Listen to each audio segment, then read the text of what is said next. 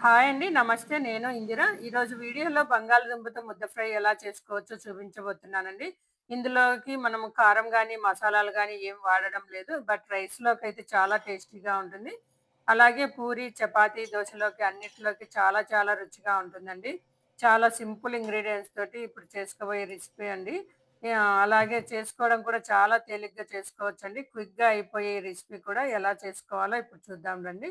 ఇప్పుడు ముందుగా అయితే నేను ఒక 3 బంగాళదుంపలు తీసుకున్నాను. వీటిని శుభ్రంగా కడిగి ముక్కల్లాగా కట్ చేసి నేను స్టవ్ మీద గిన్నెలో వేసుకొని మనం ఉడకబెట్టి పక్కన పెట్టేసాను. ఇప్పుడైతే పచ్చి కొబ్బరి, పచ్చిమిర్చి వేసి ఇప్పుడు ఈ ముద్ద కూర చేయబోతున్నానండి. పచ్చి కొబ్బరి మనకు డీప్ ఫ్రీజర్‌లో పెట్టుకున్నామంటే ఎప్పుడు కావాలంటే అప్పుడు వాడుకోవచ్చు.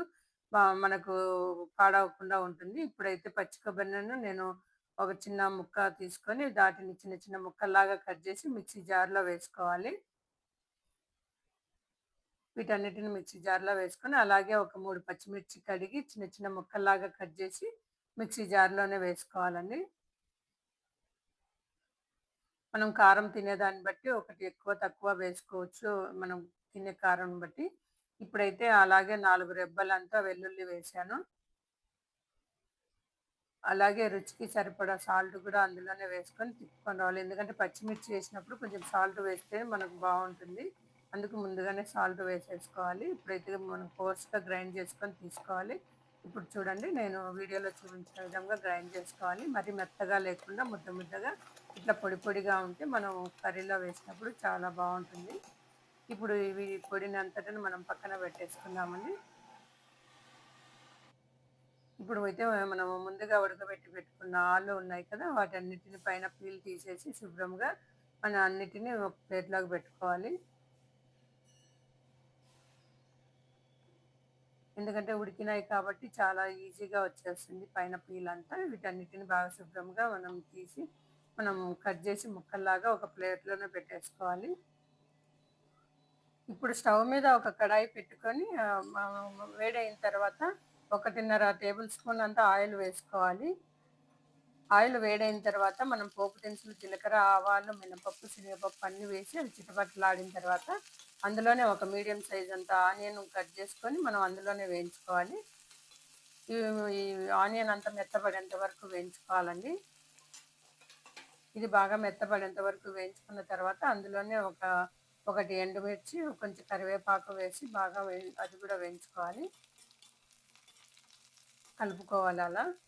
అందులోనే ఇప్పుడు ఒక పావు స్పూన్ అంతా పసుపు వేసుకోవాలండి. వీటిని కూడా బాగా కలిపేసి ఇప్పుడైతే మనం ముందుగా తయారు చేసి పెట్టుకున్న మనం పచ్చి కొబ్బరి, పచ్చిమిర్చి మిశ్రమం ఉంది కదా! ఆ పొడి అంతా మనం ఈ ఆనియన్‌లోనే వేసుకోవాలి తిరువాతలోనే.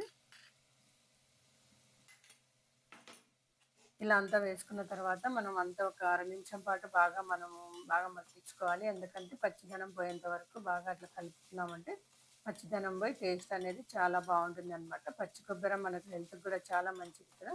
ఇట్లా కర్రీస్‌లలో అప్పుడప్పుడు వేసుకుంటూ ఉంటే చాలా టేస్టీగా ఉంటాయి. హెల్త్‌కి కూడా చాలా మంచిది. ఇప్పుడైతే మనము బాగా ఇది ఫ్రై అయిన తర్వాత ముందుగా కట్ చేసి పెట్టుకున్న ఆలు ఉన్నాయి కదా! ఆలు అంతా మనం అందులోనే వేసేసి బాగా కలుపుకోవాలి. మనం వేసిన పచ్చి కొబ్బరి, పచ్చిమిర్చి ఇవన్నిటిని బాగా ఆలుకు మంటేటట్లు బాగా కలుపుకోవాలండి. బాగా అడుగు అంటకుండా మధ్య మధ్యలో కలుపుతూనే ఉండాలి. ఎందుకంటే బాగా ఆలుకు మనకు అవి ఉప్పు, కారం అన్నీ సరిపోయేటట్లు పట్టుకుంటే బాగా టేస్టీగా ఉంటుంది. ఇప్పుడైతే వీటన్నిటిని బాగా ఒకసారి కలుపుకొని రుచి చూసుకున్న తర్వాత మనం ఏదైనా సాల్ట్ తక్కువైతే కొంచెం వేసి కలుపుకోవాలి. నేనైతే కొంచెం పైన చల్లి మళ్ళీ కలుపుతున్నానండి. కొంచెం తక్కువ అనిపించింది. ఇప్పుడైతే కూర అంతా రెడీ అయిపోయిందండి. పైన మనము కడిగి పెట్టుకున్న కొత్తిమీర చల్లుకొని ఒక 10 సెకండ్ల పాటు అలా కలిపేసి పక్కన స్టవ్ ఆఫ్ చేసేసి పక్కన పెట్టేసుకోవడం అనమాట. మనకు గుమగుమలాడే మా బంగాళదుంప ముద్ద ఫ్రై రెడీ అయిపోయిందండి. మీరు కూడా తప్పకుండా ట్రై చేసి చూడండి. ఇది వీడియో మీకు నచ్చిందని అనుకుంటున్నాను. నచ్చితే లైక్ చేయండి, షేర్ చేయండి, సబ్స్క్రైబ్ చేసుకోండి. ఓకేనా అండి? బాయ్ అండి. Thank you.